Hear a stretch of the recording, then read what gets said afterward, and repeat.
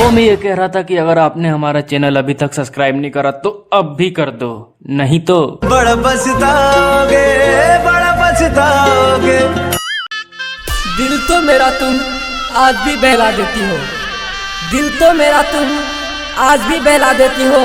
फर्क बस इतना है कि पहले हंसाती थी अब रुला देती हो। सिंगिंग बाय सूरज हिंदुस्तानी। चल जबी गोदी हमरा छोड़ के ससुरवा, छोड़ के ससुरवा।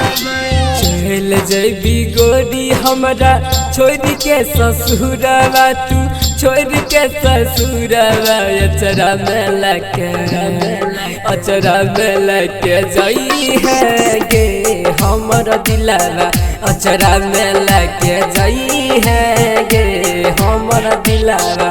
इंजोर करी है, इंजोर करी है सैया के अपन अंगनवा। इंजोर करी है सैया के अपन अंगनवा।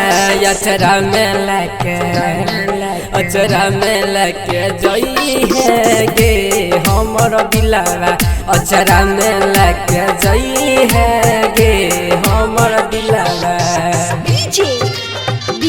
अभी आप सब सुन रहे हैं एंड कुमार गुप्ता की शानदार प्रस्तुति। धूम रिकॉर्डिंग स्टूडियो, राजा सोनवर्षा, थाना चौक, थाना चौक। प्यार जोन करै छियो तोरा से गे पगली, पियावा तोहार नहीं करत, नहीं कनावे इतना हमारा गे गोदी। लोराबा हमारा नहीं त परत, तू जई है ससुरा जईबो हम समसनवा। तू जई है ससुरा जईबो हम समसनवा। अचरा में लके, अचरा में लके जई है गे हमर दिलवा, अचरा में लके जई है गे हमर दिलवा। अभी आप सब सुन रहे हैं एम कुमार गुप्ता की शानदार प्रस्तुति। सिंगिंग बाय सूरज हिंदुस्तानी। दोसर के संग में करे छी बियाह, तू कोई के जीवन बर्बाद गे। ससुरा में प्यार जदी मिलत न गोरी, तब तो सूरज के याद गे।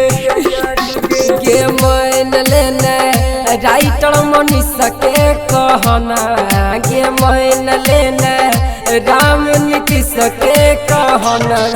अचरा में लके, अचरा में लके जाई है गे हमर दिलवा, अचरा में लके जाई है गे हमर दिलवा।